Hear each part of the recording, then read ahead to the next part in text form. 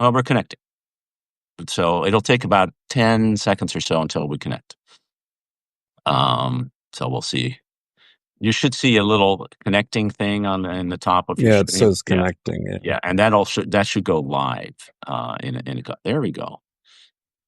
Hi, everybody. This is Ivo Daalder from Substack America Abroad and World Review with Ivo Daalder. We are live, really for the first time on Substack, though certainly not for the first time when it comes to discussing news from around the world. We'll be doing this whenever we have an opportunity. I'm joined today by Anna Sauerbrey, who is the foreign editor of the German weekly Die Zeit. Anna, wonderful to have you. Great to have you on the show. Hello. Thanks for having me. And Stephen Erlanger, Chief Diplomatic Correspondent in Europe for the New York Times. Steve, great to see you. And to see both of you. It's wonderful to have you on both. What a week! What a lot of interesting things happening when it comes to Ukraine. The president of the United States, who campaigned on ending a war within 24 hours, has come to the conclusion that that's not working for now, and he wants to change the game. So he has decided to provide armaments to Ukraine by selling them to Europe, so the U.S. wouldn't have to pay for it. And he has threatened sanctions and tariffs on Russia, though he's going to wait 50 days to give him a chance to implement it. In some ways, Anna, a big deal. And in other ways, what do we make of it? This sudden change from being the pro-Putin, anti-Zelensky to, at the very least, no longer being pro-Putin and no longer being truly anti-Zelensky either. I think I don't see that much of a change in it.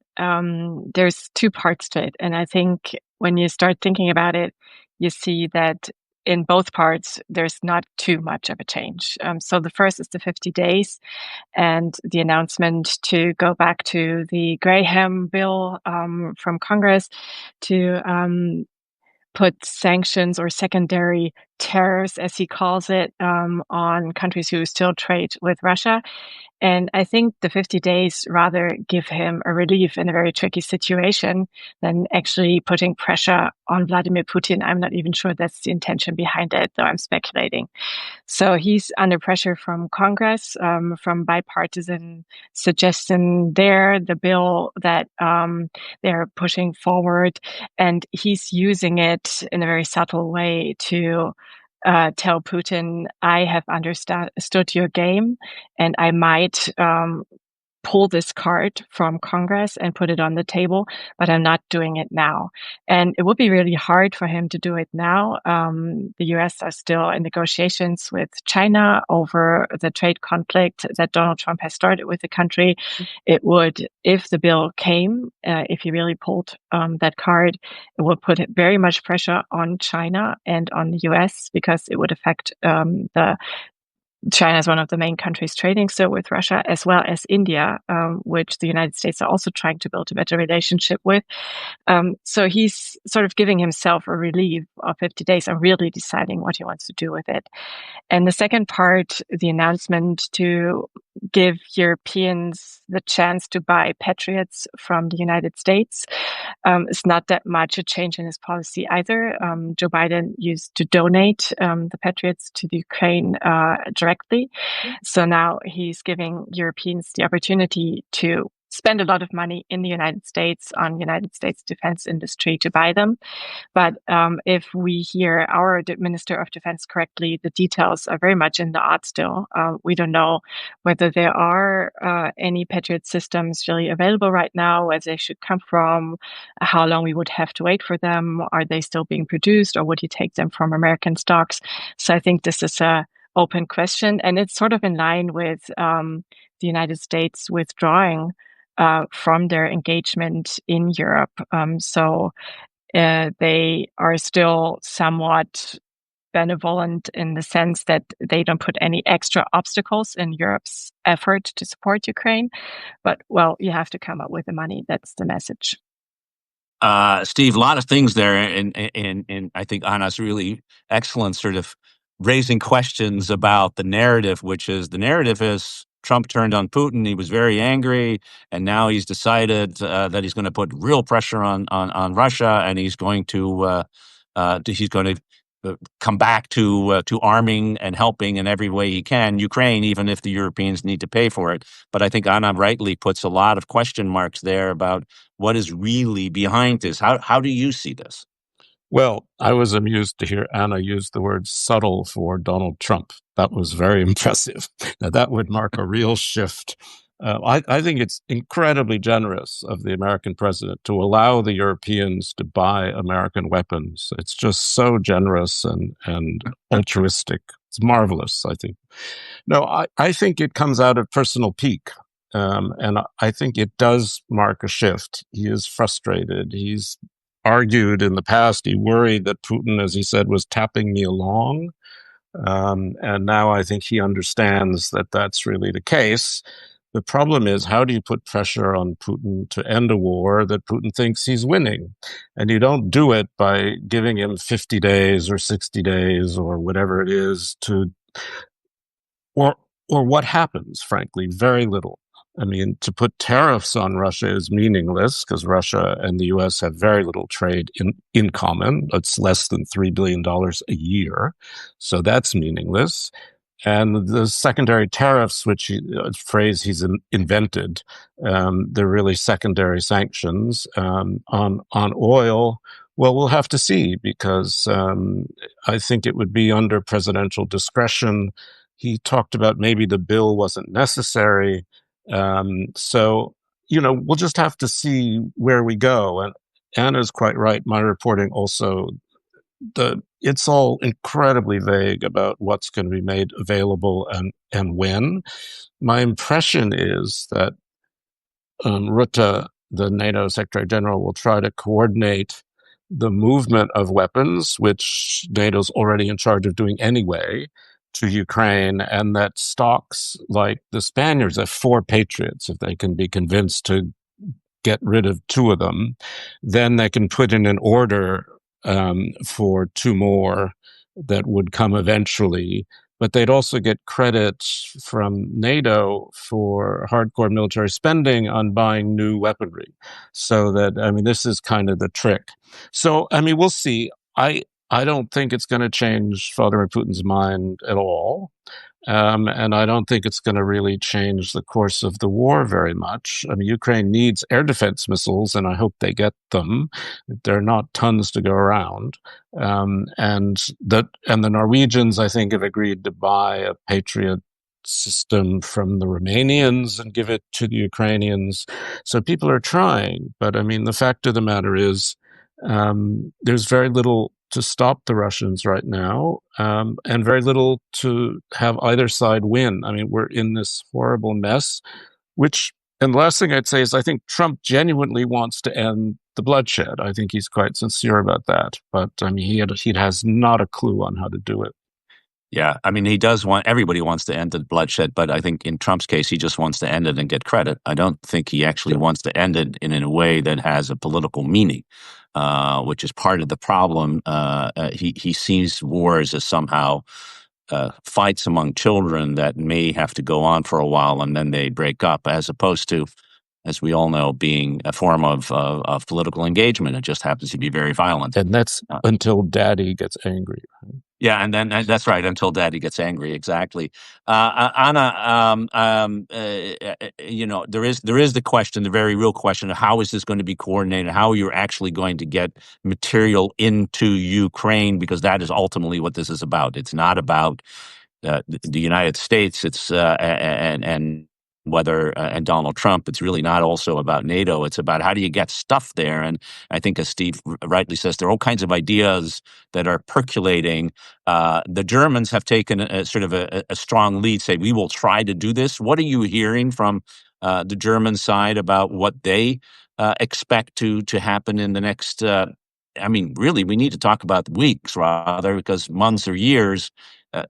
Months and years are good too, but weeks is what is necessary given the level of bombardment that the Russians have been engaging to. Sometimes a number of drones equal to what was shot in all of 2024 comes in one single night. That's how bad the situation is. So what are you hearing from the Germans on this? I think the Germans are mostly confused. We hear that Boris Pistorius already suggested a similar solution to PTEXF as early as the spring, sometime around April, and he just didn't hear back from the Americans until he was basically landing in Washington, D.C. on Monday. So now they do have that promise that Europe can buy further equipment for Ukraine in the United States, because that's just the quickest way to do it. As you said, time is very sensitive, and every other European effort to increase our ammunition production, to build our own systems, similar systems to those available in the United States, would take years, and Ukraine doesn't have that time.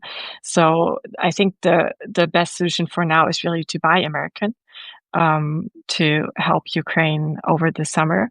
But the details are still out. And I think what Germany says is that we cannot afford to give more of our own equipment to Ukraine. Germany has 12 Patriot systems, or had 12 Patriot systems. 3 of those are already in Ukraine. 2 more are in Poland. And I think Pistorius was pretty clear that we're not giving away another 2 and then wait for months and months until the new ones that we could purchase are produced in the United States and sent to Germany. So I think some sort of what Steve said, some sort of agreement with third parties needs to take place. And as far as I understand, too, NATO is coordinating, but hasn't worked it out yet. Like, where do they actually come from? Money is not the problem. As we all know, Germany has given itself infinite credit to be spent on defense and particularly on Ukraine. There's a lot for Ukraine in the current German household, as much as 8 billion. But we can take, of course, a lot more if we buy systems that can later be used in Germany from the debt break exemptions, so credit. But yes, I mean, money's not the problem, but the problem is, where does the machinery, the war machinery, come from? And we don't know yet. I want to put an exclamation point on this, because this is the first time, certainly in my lifetime, that I can hear the Germans saying, when it comes to defense, money is not a problem. That's remarkable, but it also, I think, is sort of telling about the moment we're living in. And Steve, I think, although as is both Trump and the people around him, their want, they're taking a lot of credit for the change that has occurred. And it's all, only the president can do whatever the president can do. But in this case, I think it seems like an interesting case study of the Europeans collectively, and individuals, leaders, really getting the president from point A to point B. Point A being, Ukraine is the problem. We need to do everything by being nice to Russia. To point B, we need to help Ukraine, and Russia is the problem. What's your reporting showing on how this is coming about? Who are the various leaders who were part and parcel of this, and who should get the credit, if anybody? Well, a lot of it started with the terror everyone felt after Trump and Vance berated Zelensky in the Oval Office, because that evinced how they really feel. And I think a lot of people went into high gear, including Keir Starmer and Jonathan Powell, especially his sort of national security advisor, who actually spent quite a lot of time with Zelensky, working with him about how to approach the White House and how to apologize and how to say the right thing and how to organize the debate so that Putin ends up being blamed. So they pushed Zelensky, Keir Starmer, Macron, I think Schultz even at the time, if I'm not wrong, encouraged Zelensky to accept the bloody ceasefire that Trump was announcing, just say yes, yes, yes, rather than whine about it, on the presumption that Putin wouldn't accept it. And that's basically what happened. And so over time, I think, that has been very important in convincing Trump that Putin's the problem. The second thing that I think really has mattered, and Trump in a way is almost being subtle about this, his threat to leave NATO entirely, to leave Europe entirely, has really been a wake-up call. I mean, that as much as the war in Ukraine has prompted Europeans to be willing to spend more and do more, in part to keep America inside NATO and keep America inside Europe. Because as I think you once said to me, Ivo, since you're a former ambassador to NATO, NATO without the Americans would be like a body without a skeleton or a nerve system, and Europe understands that. So I think these were two kind of rationales that helped drive both the agreement to spend more money from European members of NATO, which is important, and it is a win for Donald Trump. And secondly, to convince him that actually Putin's the bigger problem. Yeah, I can. Anna, go ahead. Yeah, I can. I think this is just right, and I think it is a win for Europeans in the sense that this is part of. We talked about it at Ivo too yesterday. A part of a managed transition, and it's just along the line. We won't stand in your way. We will give you the weapons, but after all, the money has to be European money, and the effort has to be European effort.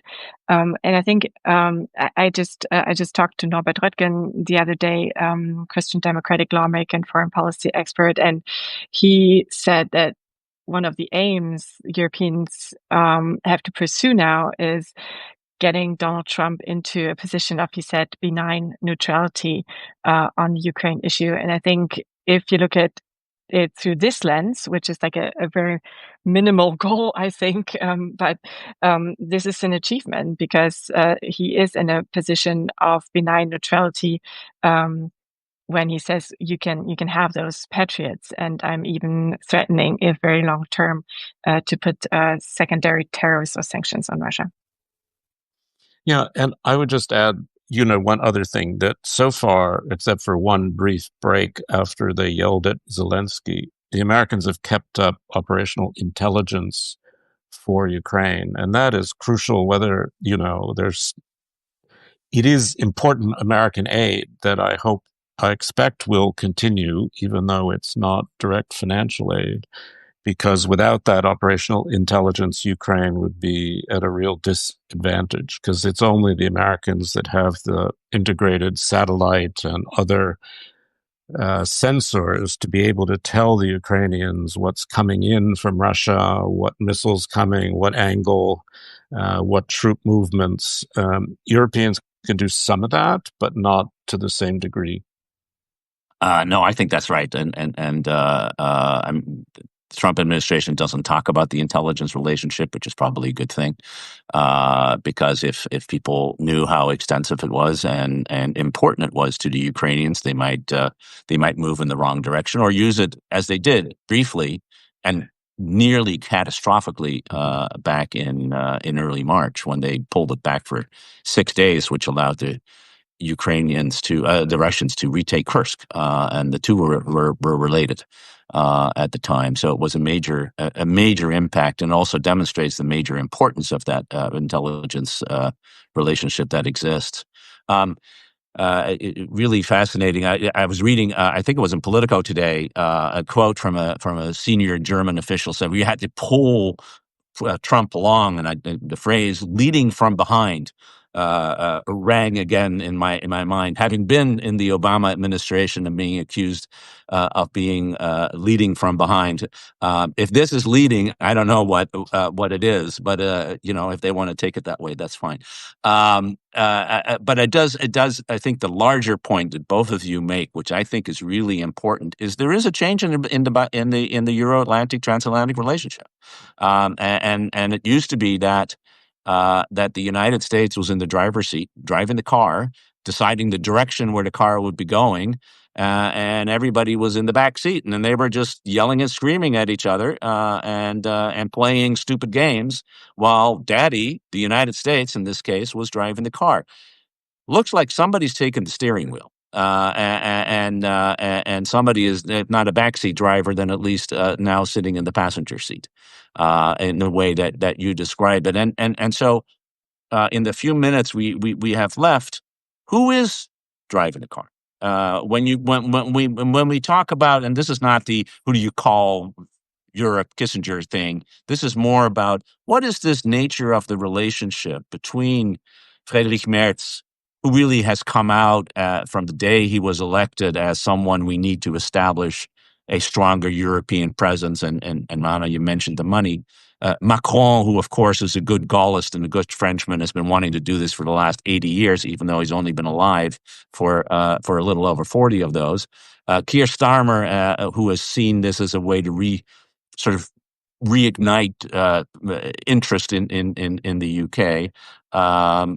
Mark Rutte as the new Secretary General, relatively new Secretary General, and the European Union through Ursula von der Leyen and others. What's the dynamic here? And I'm not mentioning Meloni, who's actually pretty important when it comes to the Italian Prime Minister, who comes to dealing with the United States and Donald Tusk and others. There are many other leaders, but can you, Anna, describe sort of how when you talk to folks in Berlin or in Brussels, how do they see this operating? I think I know that from an American perspective, it's really hard to imagine anything like collective leadership really working. And of that's course, socialism. Yeah, that's social. No, that's not socialism. One person leading, usually.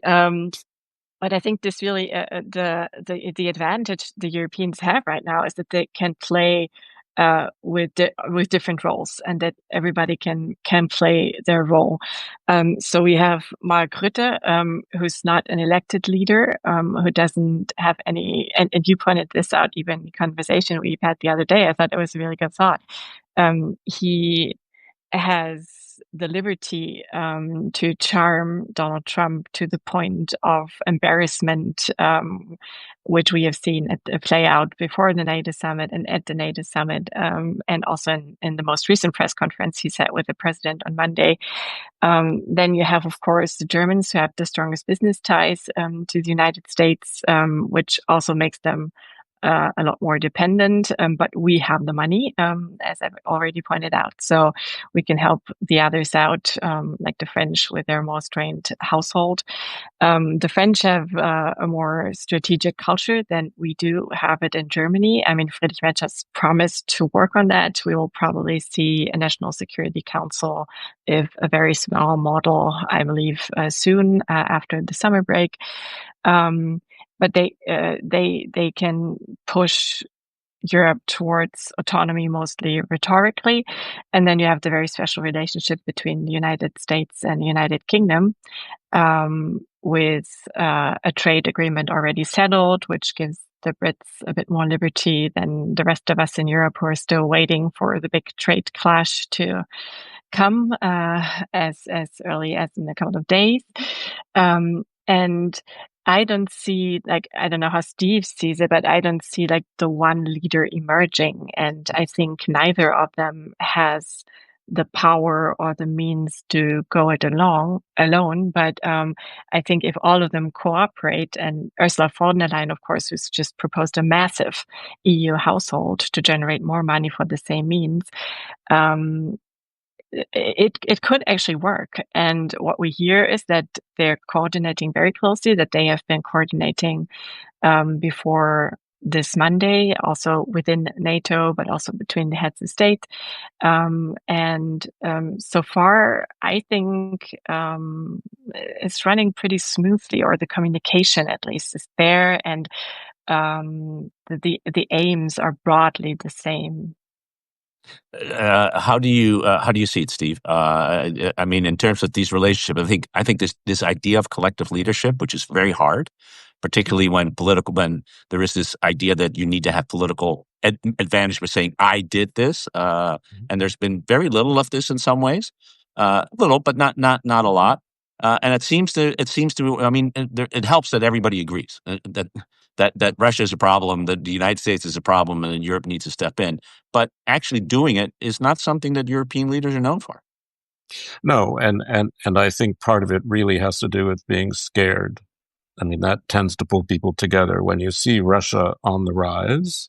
And of course, don't forget the voices, which are very loud, of the Balts, the Poles, and so on, let alone the Nordics, by the way, who were very strong on this. And you see America pulling back. Then, in a way, you're almost by default have to do something if you actually care about your own security. I think Keir Starmer has worked his relationship with Trump well, and he's also been very eager, as Anna said, to restore better ties, particularly on security issues with Germany, France, Poland, especially. Merz has talked about doing better with Poland and with France. You see Merz today in Britain signing some rhetorical defense agreement. Who cares? But it's an important symbol. He was with Macron, and they did another rhetorical thing about nuclear strategies, how they want to make them more coherent. So all of He this, being Keir Starmer, just to yes, yeah, precisely. I mean, the yeah. UK and The France UK being France right, declaration. being the two European powers. Now they are not a European deterrent, but they're moving toward at least discussing or understanding that German security is as important to them as their own, for instance. So I think all this is really positive, and I think Rutte is playing a very important coordinating role. And particularly at a time when the White House really doesn't like the EU and doesn't like Ursula von der Leyen and doesn't like Kaja Kallas at all. So, I mean, I do think NATO and the EU are coordinating better, and EU seems to understand it is not NATO, but it can play a very important role in helping to finance a military buildup that everyone agrees has to come. So, it does seem to be working pretty well. Spain is a bit of an outlier. And, there are a lot of countries that will never spend 3.5% on defense. But if Europe as a whole spends up to 3% collectively, that's a lot of money. Yeah, no, I think that's that's right. And I think on the security side, I think both of you rightly are sort of emphasizing the collaboration that exists. I do wonder, and Anna, just just a last thought: if on August 1st, as seems probable though not necessarily certain, uh, the U.S. imposes 30% tariffs on all imports into the United States from the EU, which, by the way, is America's largest trading partner. We seem to forget. Um, how will that affect the ability of Europeans to continue to have a united response? On the one hand, fear, as I think Steve rightly says, should be a unifier. On the other hand, economic interest may well diverge because the immediate impact is so real for so many, and there may be ways in which the United States will try to split the Europeans, which is why, by the way, they're against the EU, because you have more power if you can go one-on-one rather than one against 27. So how do you see the Europeans starting to prepare for this? I think, yes, Europe will be hit hard, and different countries will be affected in a different way. And I think we already see that playing out in the discussions in Brussels, where some are more advocating for a hard response by the European Union, which would, of course, be even more costly, and others are urging to tread more cautiously. And I think Germany will be one of the countries, of course, that will be hit the hardest with our automotive industry that's very heavily invested in the United States. And of course, the China-EU trade conflict going on at the same time, which also affects Germany as one of the prime countries within the European Union. So I do think this is a very crucial moment, and I don't have a prediction, but you may be right that this is some poison for this group of states that we see coordinating very closely at present. Well, we'll have to watch that, and maybe we'll get back you both back here to have that discussion here on Substack Live. I want to thank Anna Sauerbrey and Steve Erlanger. Steve Erlanger of the New York Times, of course, Anna of the German weekly Die Zeit, for a really fantastic discussion. I want to thank all of you for having tuned in. We'll do this more often going forward. And in the meantime, I want to say again, thank you all for tuning in, and we'll be back soon with another discussion about what's happening around the world. Steve, thank you. Thank you, Ivo. And thank you, Anna, too. Thank you all. And we'll be in touch soon. Take care. You too. Bye. Bye-bye.